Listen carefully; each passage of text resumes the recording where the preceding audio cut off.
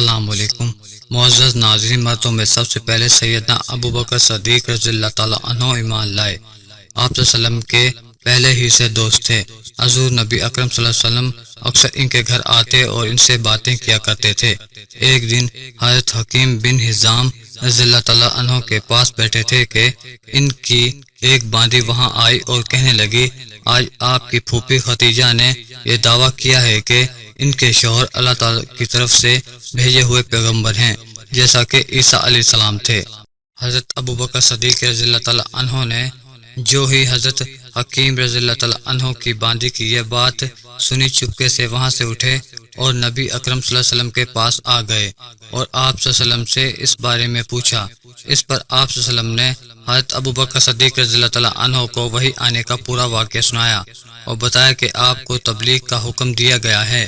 یہ سنتے ہی حضرت ابو بکر صدیق رضی اللہ تعالیٰ عنہ نے عرض کیا، میرے ماں باپ آپ پر قربان، آپ بالکل سچ کہتے ہیں، باقی آپ اللہ کے رسول ہیں۔ آپ کے اس طرح فوراً تصدیق کرنے کی بنا پر نبی اکرم صلی اللہ علیہ وسلم نے آپ کو صدیق کا لقب عطا فرمایا۔ ناظرین، اس بارے میں دوسری روایت یہ ہے کہ صدیق کا لقب آپ صلی اللہ علیہ وسلم نے انہیں اس وقت دیا تھا جب آپ معراج کے سفر سے واپس تشریف لائے تھے۔ مکہ کے مشرکین نے آپ کو جھٹلایا تھا۔ اس وقت حضرت ابو بکر صدیق رضی اللہ تعالیٰ عنہ نے اس واقعہ کو سنتے ہی فوری طور پر آپ کی تصدیق کی اور آپ نے انہیں صدیق کا لقب عطا فرمایا۔ حضرت ابو بکر صدیق رضی اللہ تعالیٰ عنہ نے آپ صلی اللہ علیہ وسلم کی نبوت کی تصدیق فوری طور پر کر دی۔ ناظرین، حضرت ابو بکر صدیق رضی اللہ تعالیٰ عنہ کا نام نبی اکرم صلی اللہ علیہ وسلم نے عبداللہ رکھا، اس لیے کہ اس سے پہلے ان کا نام عبد الکعبہ تھا۔ اس لحاظ سے ابو بکر صدیق رضی اللہ تعالیٰ عنہ وہ پہلے آدمی ہیں جن کا نام نبی اکرم صلی اللہ علیہ وسلم نے تبدیل کیا۔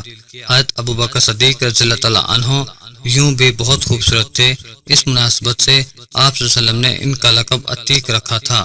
عتیق کا مطلب ہے خوبصورت، اس کا ایک مطلب یہ بھی ہے آزاد۔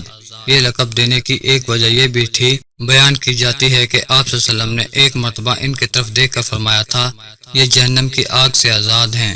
غرض اسلام میں یہی پہلا لقب ہے جو کسی کو ملا۔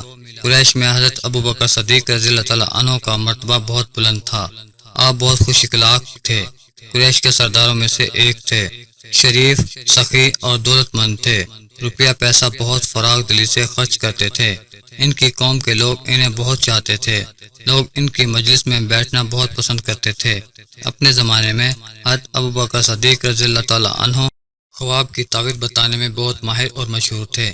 چنانچہ علامہ ابن سیرین رحمۃ اللہ علیہ کہتے ہیں، نبی اکرم صلی اللہ علیہ وسلم کے بعد حضرت ابو بکر صدیق رضی اللہ تعالیٰ عنہ اس امت میں سب سے بہترین تعبیر بتانے والے عالم ہیں۔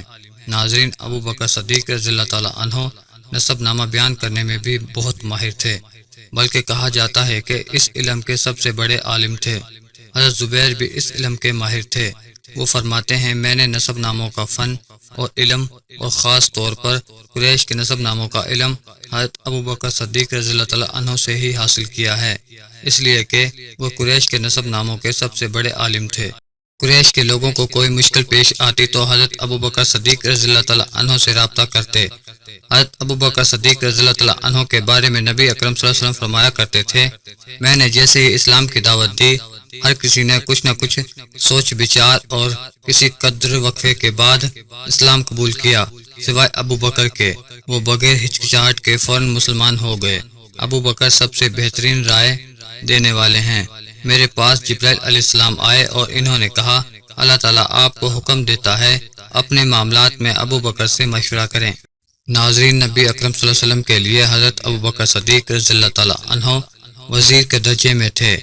آپ ہر معاملے میں ان سے مشورہ لیا کرتے تھے۔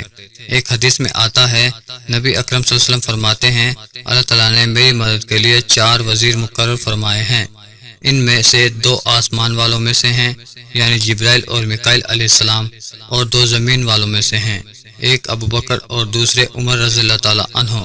ناظرین، اسلام لانے سے پہلے حضرت ابو بکر صدیق رضی اللہ تعالیٰ عنہ نے ایک خواب دیکھا تھا۔ خواب میں آپ رضی اللہ تعالیٰ عنہ نے دیکھا کہ چاند مکہ میں اتر آیا ہے اور اس کا ایک حصہ مکہ کے ہر گھر میں داخل ہو گیا ہے، اور پھر سارے کا سارا حضرت ابو بکر صدیق رضی اللہ تعالیٰ عنہ کی گود میں آ گرا ہے۔ آپ رضی اللہ تعالیٰ عنہ نے یہ خواب ایک عیسائی عالم کو سنایا۔ اس نے اس خواب کی یہ تعبیر بیان کی کہ تم اپنے پیغمبر کی پیروی کرو گے جس کا دنیا انتظار کر رہی ہے اور جس کے ظہور کا وقت قریب آ گیا ہے، اور یہ کہ پیروکاروں میں سب سے زیادہ خوش قسمت انسان تم ہوگے۔ ایک روایت کے مطابق عالم نے کہا تھا اگر تم اپنا خواب بیان کرنے میں سچے ہو تو بہت جلد تمہارے گاؤں میں سے ایک نبی ظاہر ہوں گے، تم اس نبی کی زندگی میں اس کے وزیر بنو گے اور ان کی وفات کے بعد ان کے خلیفہ ہوگے۔ پھر کچھ عرصہ بعد حضرت ابو بکر صدیق رضی اللہ تعالیٰ عنہ کو یمن جانے کا اتفاق ہوا۔ یمن میں ایک بوڑھے عالم کے گھر ٹھہرے، اس نے آسمانی کتابیں پڑھ رکھی تھیں۔ حضرت ابو بکر صدیق رضی اللہ تعالیٰ عنہ کو دیکھ کر اس نے کہا میرا خیال ہے تم حرم کے رہنے والے ہو، اور میرا خیال ہے کہ تم قریشی ہو اور تمیمی خاندان سے ہو۔ تو حضرت ابو بکر صدیق رضی اللہ تعالیٰ عنہ نے جواب میں فرمایا ہاں تم نے بالکل ٹھیک کہا۔ اب اس نے کہا میں تم سے ایک بات اور کہتا ہوں۔ جب اس نے مجھے وہ شعر سنائے، اس کے بعد جب میں مکہ معظمہ پہنچا تو نبی اکرم صلی اللہ علیہ وسلم اپنی نبوت کا اعلان کر چکے تھے۔ فوراً ہی میرے پاس قریش کے بڑے بڑے سردار آئے، ان میں زیادہ اہم عقبہ بن ابی معیط بن شیبہ، ابو جہل اور ابو بختری تھے۔ ان لوگوں نے مجھ سے کہا اے ابو بکر، ابو طالب کے یتیم بھتیجے نے دعویٰ کیا ہے کہ وہ نبی ہیں، اگر آپ کا انتظار نہ ہوتا ہم اس وقت تک صبر نہ کرتے۔ اب جب کہ آپ آ گئے ہیں ان سے نمٹنا آپ ہی کا کام ہے۔ اور یہ بات انہوں نے اس لیے کہی تھی کہ حضرت ابو بکر صدیق رضی اللہ تعالیٰ عنہ نبی اکرم صلی اللہ علیہ وسلم کے قریبی دوست تھے۔ ابو بکر رضی اللہ تعالیٰ عنہ فرماتے ہیں کہ میں نے اچھے انداز سے ان لوگوں کو ٹال دیا اور خود آپ صلی اللہ علیہ وسلم کے گھر پہنچ کر دروازے پر دستک دی۔